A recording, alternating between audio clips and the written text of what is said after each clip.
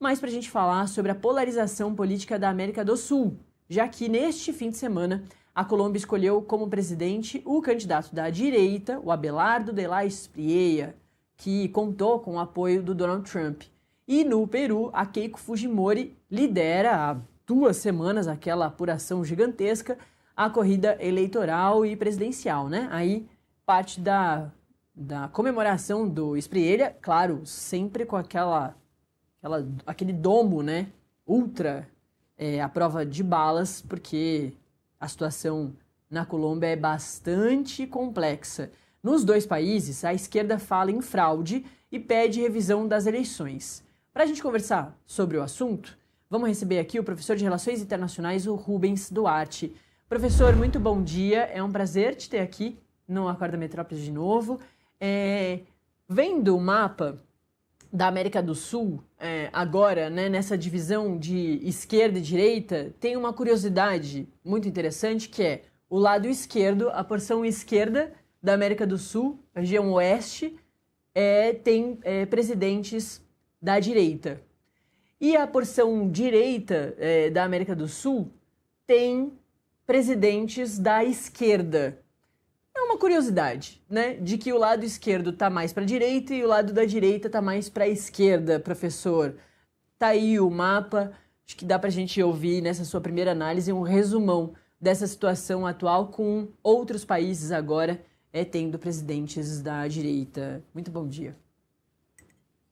Bom dia, Natália. Bom dia a todos e a todos que nos assistem. É isso mesmo, né? Então a gente está vendo uma transição de poder na América Latina e a gente pode ver isso com 2 lentes, né? A gente pode ver com uma lente de força, né, dessa onda de direita iliberal, que é uma direita que não é aquela tradicional, não é aquela direita que está acostumada a concorrer a eleições, né, que se apresenta como anti-establishment, como uma potência com as propostas mais extremistas, com muita inspiração na ultradireita, no ultralibertarismo, no Bukele, né, do enfrentamento à segurança pública de uma forma muito mais militarizada e com desrespeito a direitos humanos.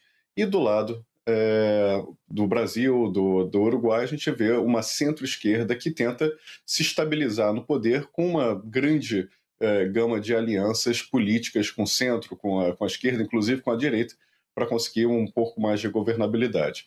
Então, de fato, a gente está vendo uma mudança, uma transição de poder. Isso pode ser uma influência do Trump, nessa onda de direita liberal com uma influência fortíssima do Trump, que, enfim, a gente está na área de influência dos Estados Unidos e, obviamente, os Estados Unidos tem o governo dos Estados Unidos tem uma pressão muito grande nesses partidos aqui.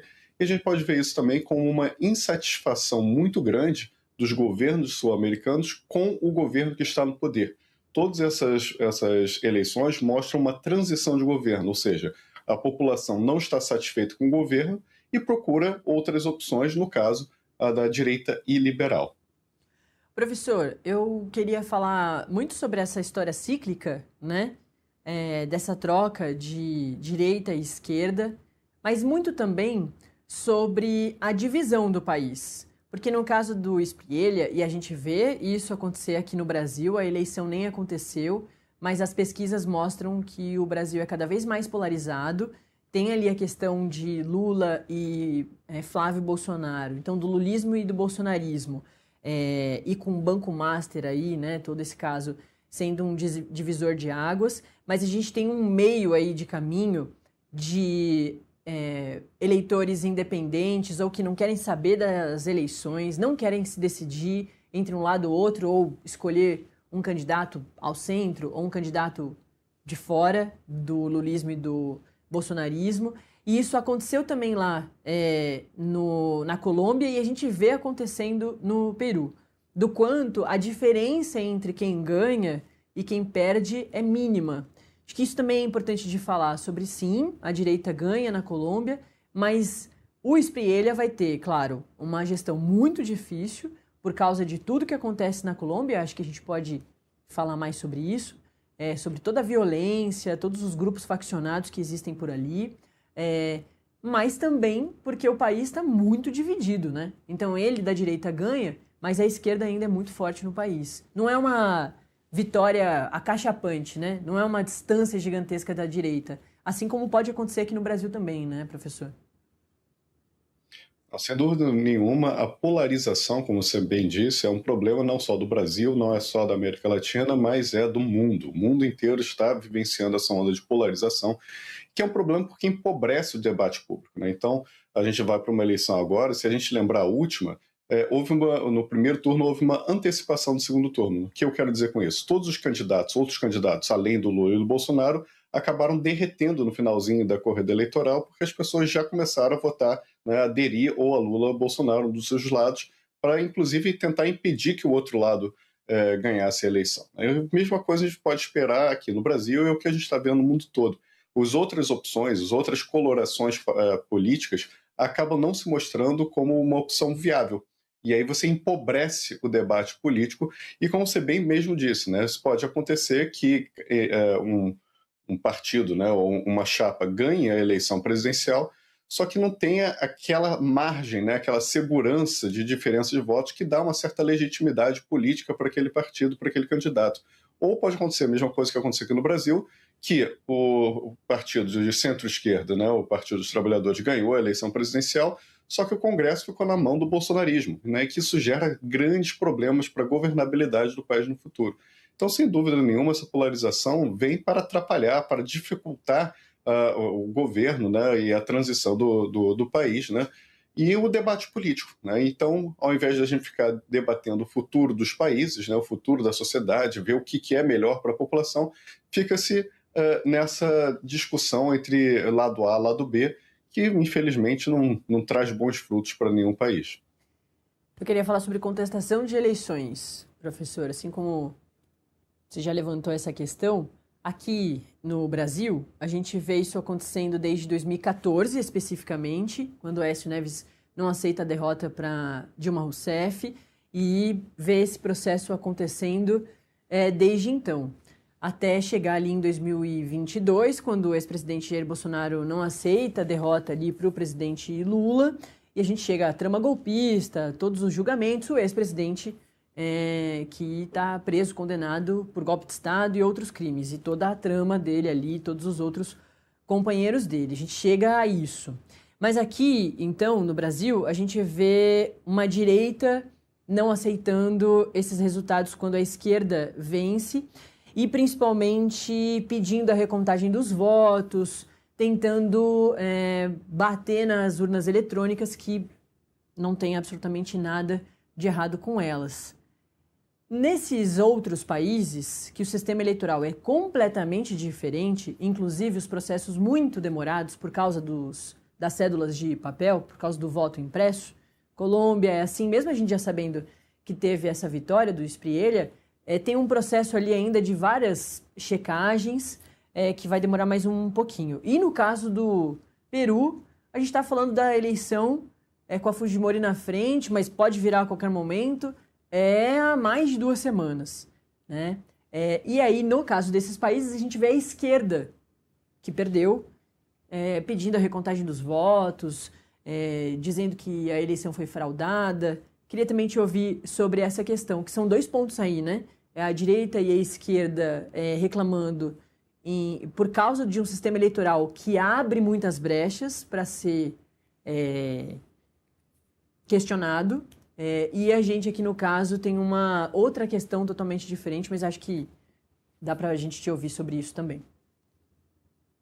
Eu acho que você fez uma trajetória muito boa, uma retrospectiva histórica muito boa. A gente começou a conhecer essa prática um pouquinho mais com Aécio Neves, só que depois a gente foi ver outros tipos, né, de contestação à eleição. A gente viu uma trama golpista, a gente viu um descrédito às nossas urnas eletrônicas, ao sistema eleitoral. A gente viu o Trump fazendo isso, a gente viu denúncias de fraude por toda a Europa, quando teve eleições no ano passado por lá, e agora chegou a centro-esquerda aqui fazendo a mesma coisa. Eu, particularmente, tenho uma opinião que isso não favorece muito a democracia. Uma vez que você tem o jogo democrático jogado, você tem que aceitar a decisão do povo. Agora, há também que lembrar que existem graus diferentes de fazer isso. Uma coisa é você invadir o Capitólio, uma coisa é você fazer uma trama golpista, outra coisa é você, dentro da legalidade, pedir recontagem de uma ou outra urna. Tá? Então, o que a gente está acontecendo foi exatamente o que você disse. Existe um sistema eleitoral que não é tão seguro quanto o brasileiro e algumas urnas estão sendo contestadas. Na questão do Peru, a eleição era prevista para demorar assim mesmo. Né? Então, é um sistema muito mais demorado, muito mais complexo, muito mais rudimentar, podemos dizer assim, de contagem de voto, e isso abre margem para contestação. No caso da Colômbia, é um sistema diferente. Você teve agora um pré-anúncio do resultado. Não foi o resultado oficial lavrado e assinado pelos juízes. E até esse resultado ser lavrado, há contestações dentro do sistema. E isso que a centro-esquerda está fazendo gera um clima muito ruim, né? Não favorece a democracia. É uma coisa que gera mais instabilidade, principalmente com uma eleição tão apertada. Né? A diferença no Peru, a diferença é a questão de 2.000, 3.000 votos que vai fazer essa balança mudar. Então, qualquer urna que acabe provando alguma ilegalidade acaba podendo mudar a eleição. No caso da Colômbia, é um pouquinho mais, mas ainda assim está em casa de milhares. Né? Só que é bom que a gente lembre, todas as eleições elas têm observadores internacionais que são independentes, são da União Europeia, são dos Estados Unidos, são da ONU, e nenhum deles, até esse momento, provou uma fraude significativa nas eleições colombianas. Então, vamos esperar que os profissionais façam o trabalho deles. Se houver fraude, obviamente se conteste. Se não houver fraude, parabéns ao candidato eleito, independentemente se a gente gosta ou não do candidato. Faz parte, né? A democracia é dessa forma. Ô, professor, vamos falar sobre essa influência americana, ou acho que talvez seja mais interessante para análise para a gente que é da América do Sul, para a gente que é brasileiro, está perto desses países todos, que é o entendimento do quanto o presidente Donald Trump, do quanto os Estados Unidos podem se beneficiar com essas relações desses presidentes ou desses candidatos que flertam, que pedem a ajuda do Trump para fazer todo o seu processo eleitoral. O Sprielja é um grande admirador do presidente Donald Trump, mas como você bem mencionou, é também do Bukele de El Salvador, é do Javier Milei da Argentina, assim como essas outras pessoas também têm uma adoração ao presidente Donald Trump. Como que os Estados Unidos podem influenciar na condução dos países aqui, por causa dessas relações todas, ou mais, como que os Estados Unidos podem se beneficiar e como que os países daqui podem também se beneficiar? É uma relação que pode dar certo, pode dar muitos frutos, ou não? É uma relação unilateral, só os Estados Unidos saem beneficiados com toda essa admiração de diversos presidentes ao presidente, aos Estados Unidos? Natália, essa é uma excelente pergunta, obrigado por tê-la feito. Existe uma coisa nas ciências sociais que a gente fala que é o seguinte: em toda relação assimétrica haverá relações de dominação e de opressão. Então não é porque mudou o presidente, é um presidente alinhado mais com Donald Trump, que a gente terá uma relação melhor, que a gente vai ter uma relação simétrica. Pelo contrário, vai continuar sendo assimétrica. Então o Trump ele vai ter mais facilidade de dialogar com esses países, vai ter mais facilidade para ter atendido seus desejos, vai ter mais facilidade para acessar o interesse que o Trump tem aqui de questão de segurança pública, com questão de combate ao crime organizado, acesso a commodities. Só que, pelo outro lado, o Trump sabe que esses presidentes, né, que são eleitos de extrema-direita, não podem brigar com ele, porque é uma questão simbólica, uma questão de dependência política. Então ele sabe que existe essa simetria muito grande. E o Trump, né, a gente viu já nos 2 últimos anos e no governo anterior também, ele tende a tratar muito mal seus aliados. Né? Então a gente vê como ele tratou a Europa, como ele está tratando agora a Meloni. Né? Quando interessa ao Trump, né, ele simplesmente abandona o seu aliado e faz a política que ele bem entender, porque o interesse dos Estados Unidos está na frente. Ele tentou invadir, ele falou que ia invadir a Groenlândia, né, que é um país da OTAN, né, pertence a um país da OTAN. Então, essa assimetria, essa esperança, né, de que uma vez que seja votado um político de ultradireita alinhado ao Trump, a relação com os Estados Unidos automaticamente vai melhorar, que as coisas vão funcionar, que a ajuda dos Estados Unidos virá e acontecerá no país que teve essa mudança de governo, é uma esperança frustrada historicamente que a gente vê pelo mundo e a expectativa que aconteça o mesmo também na América do Sul. Vide a Argentina, que tudo bem, o Milei conseguiu controlar um pouco a inflação que estava absurda, né, mas conseguiu controlar mais ou menos, só que continua com os seus mesmos problemas, com suas mesmas questões, com uma pobreza gigantesca, com várias questões sociais, né, não conseguiu decolar o país. Então, votar no presidente que seja aliado do Trump pode ser bastante frustrante nesse sentido, se houver uma expectativa dos Estados Unidos vir e salvar e fazer acontecer nos países daqui. Não vem acontecendo.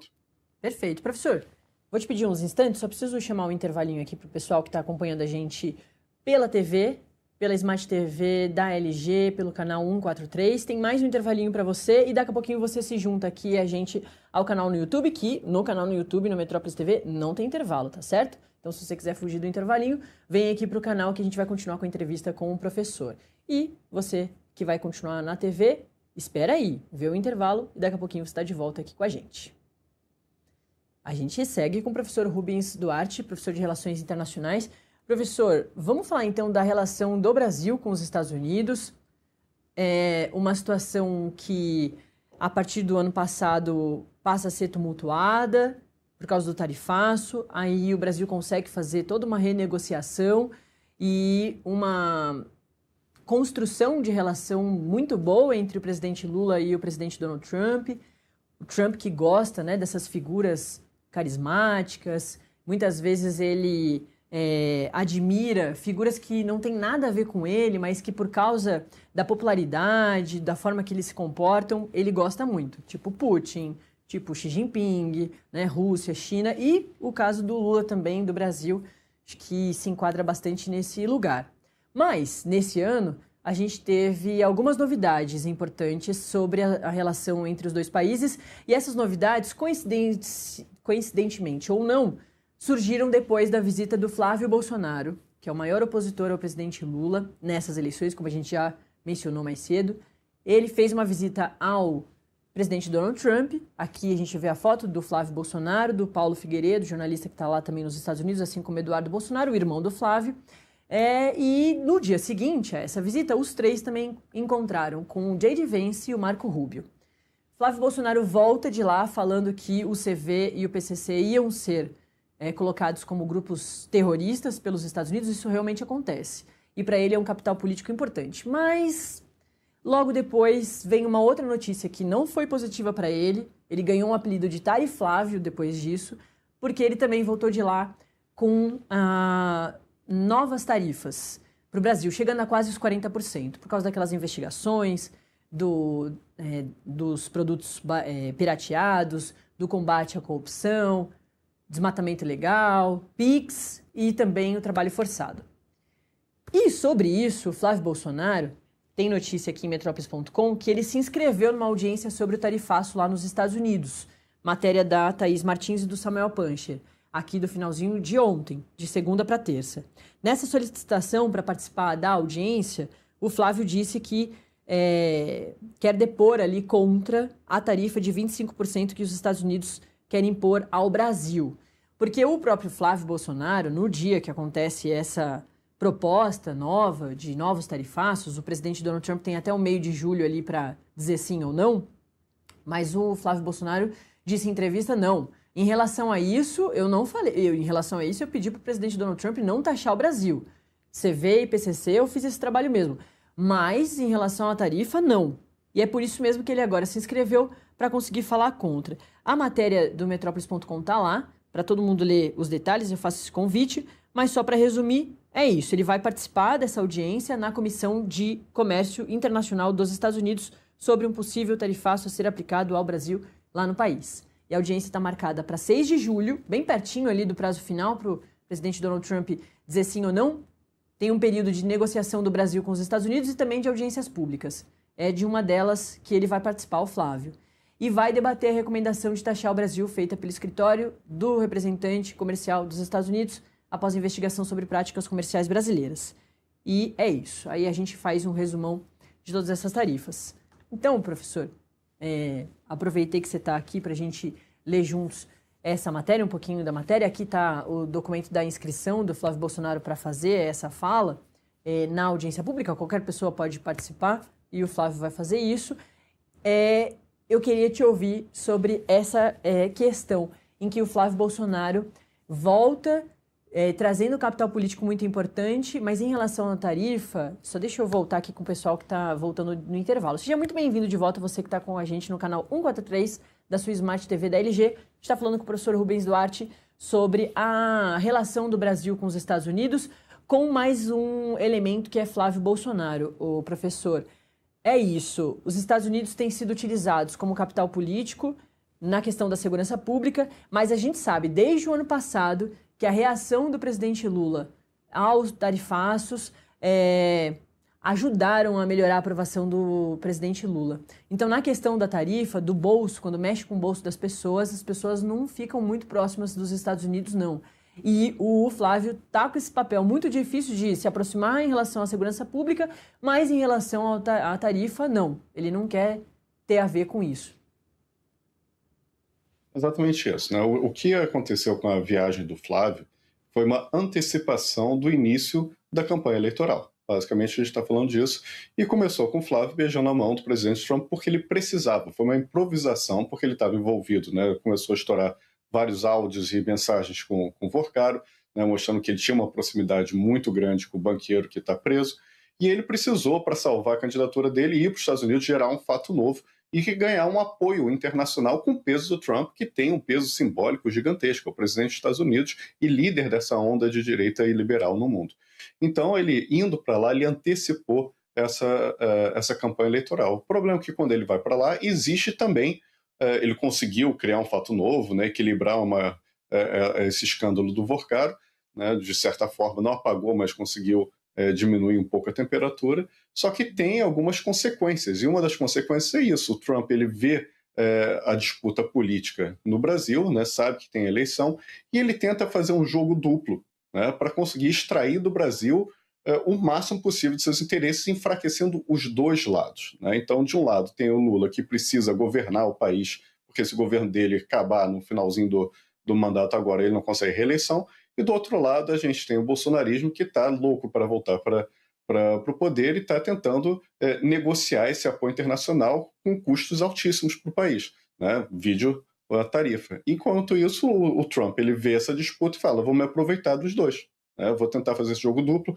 Uma hora eu ligo pro Lula e falo I love you, depois eu digo que ele é volátil. Uma hora eu me aproximo do Flávio e faço a questão de chamar o crime organizado de terrorismo, só que na outra eu coloco tarifas e digo que sim, a culpa é dele, né? No dia que houve a resolução, né, a sugestão de voltar com as tarifas públicas, o Trump postou uma foto do encontro com o Flávio na rede social dele.